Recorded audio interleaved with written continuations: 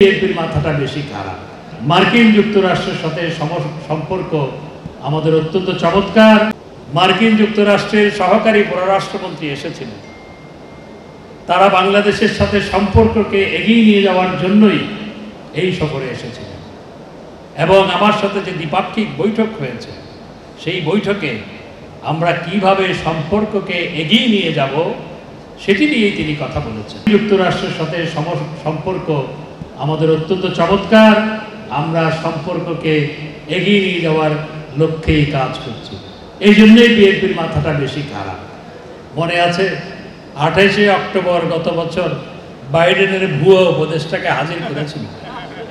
ভুয়া উপদেষ্টা যখন বিএনপি কার্যালয়ে, তখন থেকে শুধু ইংরেজি বলে। নগদে 500 টাকা বা তার বেশি পেমেন্টে পেতে পারেন ঢাকায় জমিসহ 20 কোটি টাকার পুরস্কার। পুলিশ তখন ধরে নিয়ে গেল, দেখি গড়গড়াইয়া বাংলা কয়।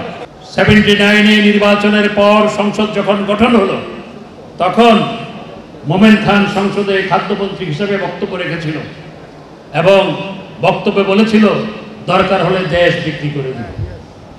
আপনাদের নিশ্চয়ই মনে আছে, খাদ্যের জন্য দরকার হলে দেশ বিক্রি করে দেবে।